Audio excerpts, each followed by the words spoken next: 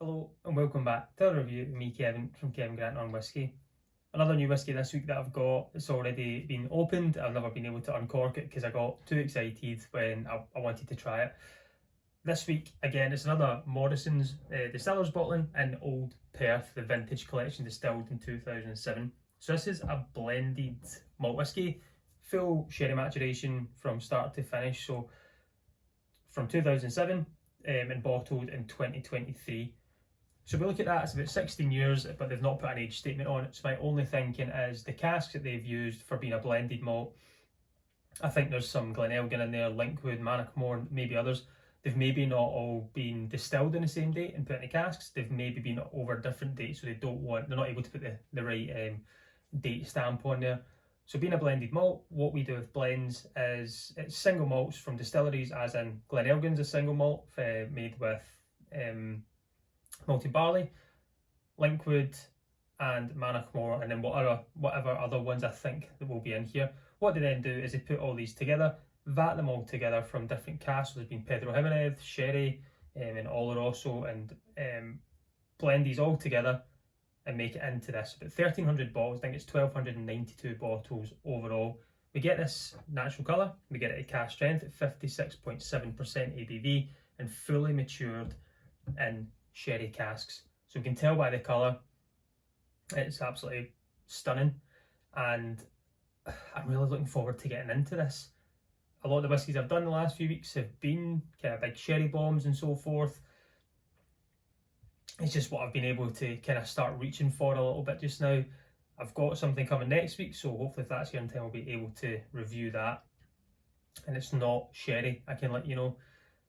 So if we go back, to Old Perth. Old Perth is owned by Morrison Distillers. Old Perth is one of the oldest, or was the oldest blending area in the world, I think it was at the time, founded in 1908 by Mr. Thompson, who was a grocer, who then made these whiskies that became world known.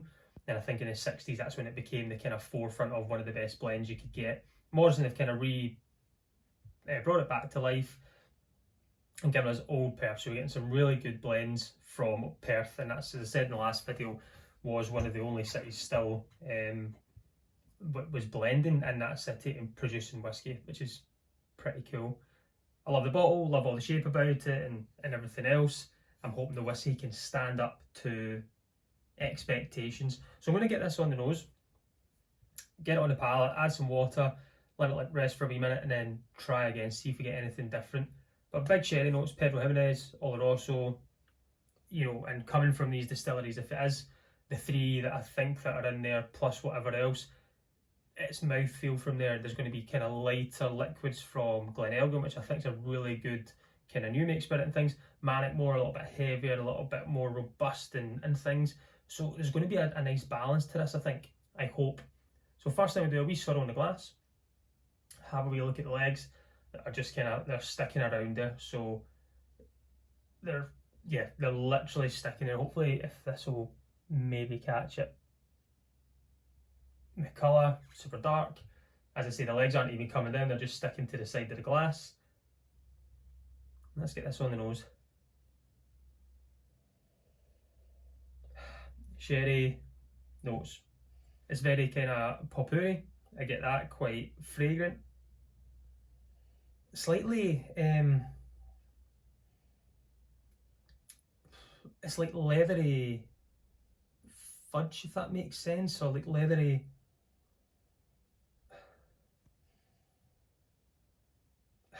Definitely leather notes in there.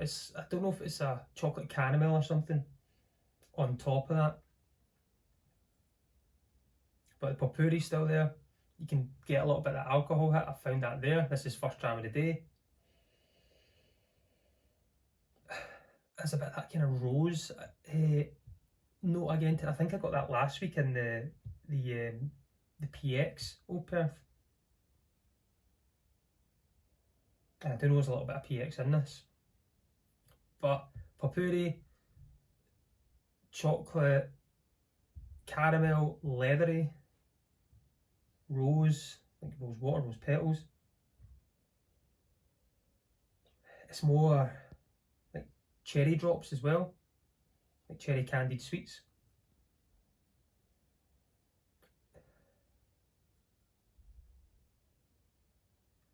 It is very, very lively on just initial inspection there, but a big sherry notes.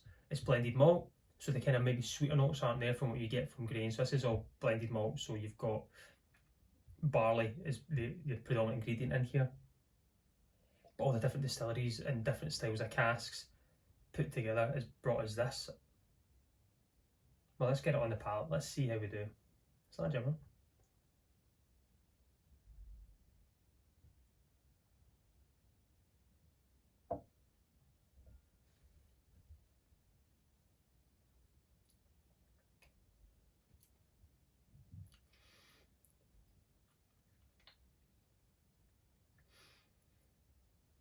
Really good mouthfeel. Definite spice at the end, a kind of more ginger snap to it. Those sweet notes are still staying in. There's like that leathery tobacco. It's not ash, there's like no peat, there's no smoke to it, but it's kind of rolled tobacco, maybe. Those soft raisins are still there from what you would usually get. That kind of cherry candy still staying around. The leather note comes more forefront, slightly drying off at the end here as well. But yeah, that's leathery notes are staying there. There's a little bit of tobacco notes in there, raisins, like your sultanas. That again is like a more milk chocolate thing that I seem to be getting more with my sherried whiskies of late. That's staying there. It's got a really good mouthfeel. But leather's a big hit on this. It's wild. In a good way. I'll put a few drops of water in. Let that settle. So you see 56.7%, non-chill filtered, no added colour. So we've got all the good stuff on there. Blended malt whiskey. And 1,292 bottles overall. So not a lot out there. And this is from the vintage collection, so a 2007 vintage, which is some good casks. They've been going around finding casks in a warehouse that they think would set up very well, and they've been able to put a good few casks together and bring this. So first thoughts, I really enjoy this. I think the nose is absolutely great. Can't get away with that potpourri leathery note. Nothing really changed, it's still the kind of same there, the cherry sweets, cherry notes, potpourri, rose, chocolate caramel, and it's nothing's really changed with a few drops of water in there. It stayed kind of similar on the nose from the adding the water.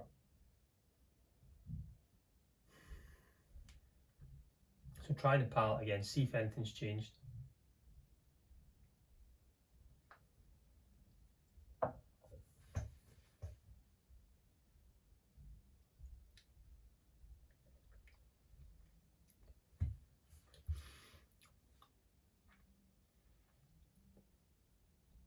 It stays, leather notes are there, the spice, that ginger snap, kind of cookie or biscuit you would get. There's just that little sharpness at the end of it, and it stays on the tongue. The raisins stay there, the tobacco note stays there, that kind of chocolate note stays there as well, and then your softer, sweeter, darker fruits. For how sherry this is, I would usually suspect or feel it's the other way. It's a lot more fruit led, and then you get the softer notes in the back, but there's more bigger flavours here. And as I say, the leather, that kind of tobacco note, fresh rolled tobacco, cherry sweets and things like that. Then the fruit's coming through. That wee ginger snap at the end is very good. I like that. It's got a nice wee kick to it that you see. The alcohol definitely now, I wouldn't think this is a 56% or above. It's definitely kind of lower, and I think that's the quality of the casks that have been used in this. Big, bold, sherried whiskey, which I really, really enjoy. I think this is another one, cold dark night, you know, weather's rubbish outside, you're reaching for this. This is going to be one that's easy enough to reach for and have a glass or two. It's not too sweet.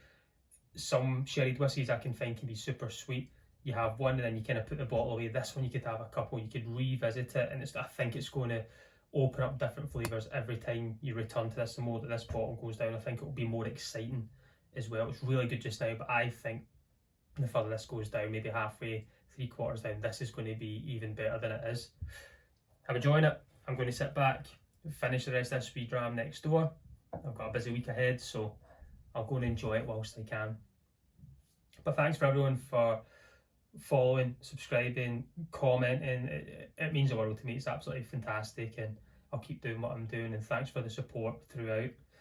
If you want, follow me in the socials. I try my best to try and be active on Instagram and Twitter.